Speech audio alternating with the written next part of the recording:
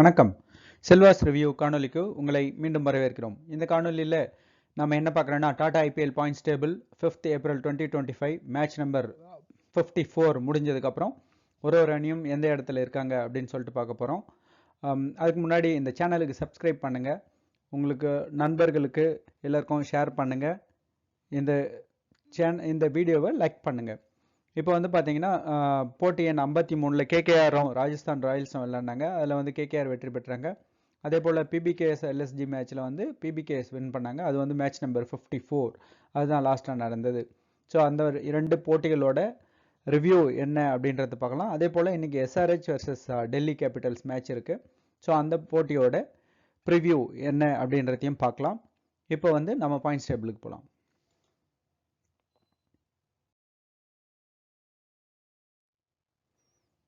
So இதில் வந்து பார்த்தோம்னா நேற்று வந்து 2 போட்டிகள் நடந்ததால் நிறைய மாற்றங்கள் நடந்திருக்கு. ஆனால் 8, 9, 10 எந்த மாற்றமும் இல்லை, அப்படியே இருக்காங்க.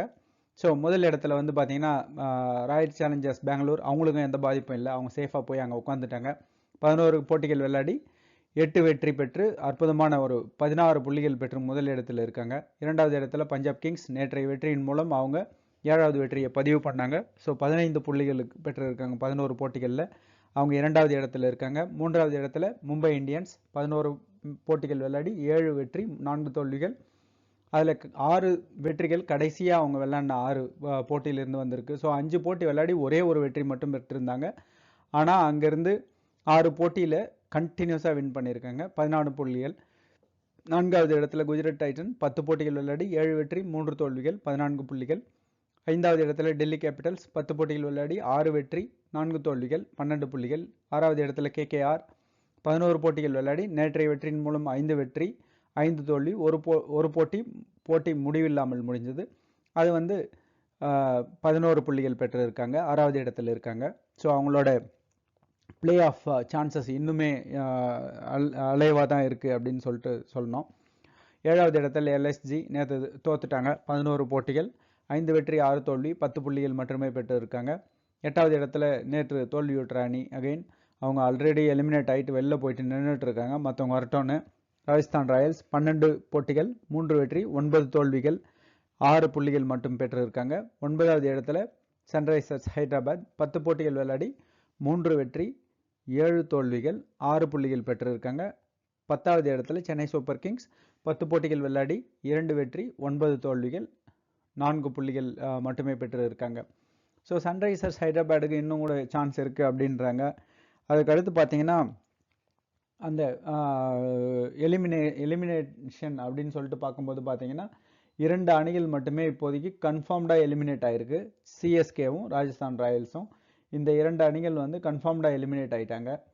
மற்ற அணிகள் வந்து பார்த்தீங்கன்னா குவாலிஃபை ஆகிறதுக்கு நம்ம டாப் 4ன்னு இங்கே போட்டுக்கிட்டு இருக்கோம் ஹைலைட் பண்ணி, இருந்தாலும் கூட அது வந்து வேரியண்ட்டு தான், மாறிக்கிட்டே இருக்கும். ஸோ எந்த நேரத்தில் வேணாலும் மாறலாம் அந்த மாதிரி. ஸோ அதால் மற்ற அணிகளுக்கு வந்து Chennai super Kings Rajasthan Royals தவிர மற்ற எல்லா அணிகளுக்கும் டாப் 4ல் போகக்கூடிய வாய்ப்பு இருக்குது. ஸோ அதால் இந்த போட்டி வந்து ஒரு மிகவும் சுவாரஸ்யமான கட்டத்தை எட்டி இருக்கு அப்படின்னு தான் நாம் சொல்லணும். ஆனால் இருந்தாலும் இந்த 2 அணிகளும் அந்த போட்டியில் இருந்திருந்தால் இன்னும் கூட சுவாரஸ்யமாக இருந்திருக்கும். ஏன்னா ஒரு போட்டிகளுமே இது வந்து முன்னாடியே முடிவு பண்ணிட்டாங்க, Rajasthan royals Chennai super kings வெளியில் போனான்னு. இப்போ வந்து 53வது போட்டி கேகேஆர் வெர்சஸ் ஆர்ஆர், அந்த போட்டியோட ரிவ்யூ என்னன்னு பார்க்கலாம். முதல்ல பேட் பண்ணின கேகேஆர் வந்து பார்த்தீங்கன்னா நிர்ணயிக்கப்பட்ட 20 ஓவர்களில் 206 ரன்கள் எடுத்தாங்க, 4 விக்கெட்டுகளை மட்டுமே இழந்திருந்தாங்க. அந்த அணி தரப்பில் பார்த்தீங்கன்னா ரசல் ஒரு 25 பந்துகளில் 57 ரன்னு, செம்ம ஃபார்மு. ரிங்கு சிங் 19 ரன் 6 பந்துகளில். ஸோ எக்ஸ்ட்ராஸ் வந்து ஒரு 10.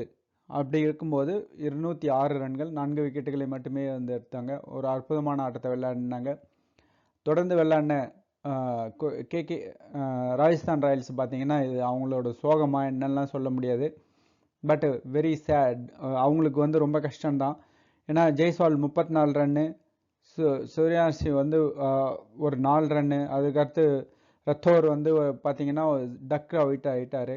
ஆனால் அதற்கு அடுத்து ஆடின பராக் வந்து கேப்டன் இன்னிங்ஸை விளையாடினார், ஒரு அற்புதமான ஆட்டத்தை வெளிப்படுத்தினார். 45 பந்துகளில் 95 ரன்கள். ஒரு மிக அற்புதமான ஆட்டம். ஸ்ட்ரைக் ரேட் வந்து பார்த்தீங்கன்னா 211, 6 பவுண்டரி, 8 சிக்ஸர்கள். அற்புதமான ஆட்டத்தை வெளிப்படுத்தினார். அதே போல் ஹெட்மயர் ஒரு அற்புதமான 23 ரன்கள், 29 ரன்கள் 23 பந்துகளில். சுபம் துபே வந்து ஒரு 25 ரன்கள் 14 பந்துகளில். ஸோ ஆல் நாள் பார்த்தீங்கன்னா ஒரு நல்ல ஆட்டத்தை வெளிப்படுத்தினாங்க. இருந்தாலும் கூட பார்த்தீங்கன்னா இந்த ஒரே ஒரு ரன் வித்தியாசத்தில் அவங்க வந்து தோல்வியை தழுவினாங்க. கடைசி ஓவரில் எவ்வளோ ரன் எடுக்க வேண்டியிருந்தது அப்படின்னு சொல்லிட்டு கடைசியில் வந்து பார்த்தீங்கன்னா அந்த ஒரு அவுட் ஆயிட்டாரு. அது மட்டும் இல்லாமல் இருந்ததுன்னா ஒரு நல்ல ஒரு ஆட்டமாக இவங்களுக்கு வெற்றி கிடைச்சிருக்கும். ராஜஸ்தான் ராயல்ஸுக்கு இல்லை சூப்பர் ஓவர்ஸாவது போயிருக்க முடியும். அது வந்து ரன் அவுட் ஆயிடுச்சு. அதால் தான் ஃபைனல் பாலில் 3 ரன்கள் எடுக்க வேண்டியிருந்தது. ஆனால் அவங்க வந்து ஒரு ரன் மட்டும்தான் எடுக்க முடிஞ்சது. சுபம் துபே அற்புதமான ஒரு ஆட்டத்தை வெளிப்படுத்தினார். நல்லாவே ஆடினாங்க. கண்டிப்பாக 22 ரன்கள் எடுக்கணும், ஆனால் 20 ரன்கள் மட்டுமே எடுத்தாங்க. அதில் ஒரு ரன்கள் வித்தியாசத்தில் தோத்துட்டாங்க கடைசி ஓவரில். அதுதான் நடந்தது. அதற்கடுத்த போட்டி பிபிகேஎஸ் வர்சஸ் எல்எஸ்ஜி. இதுவும் வந்து பார்த்தீங்கன்னா ஒரு ஹை ஸ்கோரிங் மேட்சாக தான் இருந்தது. பிபிகேஎஸ் வந்து பார்த்தீங்கன்னா நிர்ணயிக்கப்பட்ட 20 ஓவர்களில் 236 ரன்கள், 5 விக்கெட்டுக்கு அசால்ட்டாக அடிக்கிறாங்க. 200 ரன்லாம், 91 ரன்கள். அதே போல் 90ஸ்ன்றதெல்லாம் ஒரு சாதாரணமாகிடுச்சு. நமக்கு 91 ரன்னு அவர் பிரபிஷ் சிம்ரன் எங்கேருந்து தான் அவர் பிடிச்சாங்கன்னு தெரியல. ஸ்ரேயஸ் ஐயர் 45 ரன்னு. அங்கே பாருங்கள் ஸ்டாய்னிஷ் 5 பாலில் 15 ரன்கள். அதற்கடுத்து பார்த்தீங்கன்னா சசாங்க் சிங் 15 பாலில் 33 ரன்கள். அப்படி அடித்து நிர்ணயிக்கப்பட்ட 20 ஓவர்களில் 5 விக்கெட்டுகளை மட்டுமே வந்து 236 ரன்கள் எடுத்தாங்க. 237 டார்கெட் அப்படின்னு சொல்லிட்டு களமிறங்கின எல்எஸ்ஜி வந்து பார்த்தீங்கன்னா 37 ரன் வித்தியாசத்தில் தோற்று போயிட்டாங்க. 199 ரனில் 7 விக்கெட்டு தான் எடுத்துட்டாங்க.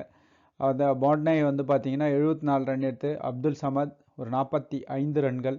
அவ்வளோதான். மற்றபடி யாரும் சொல்லிக்கிற மாதிரி ஸ்கோர் பண்ணல. இருந்தாலும் இந்த அளவுக்கு ஒரு 37 ரன் வித்தியாசத்தில் 37 ரன்னு தான் அப்படின்றது வந்து வெரி குட் அப்படின்னு தான் சொல்லணும். Good effort. பட் ஸ்டில் அவங்க வந்து அடுத்து வரக்கூடிய போட்டிகளுக்கு வெயிட் பண்ணியே ஆகணும். அப்போ தான் அவங்க வந்து அடுத்த லெவலுக்கு போக முடியும். எக்ஸ்ட்ராஸ் ஒரு 12.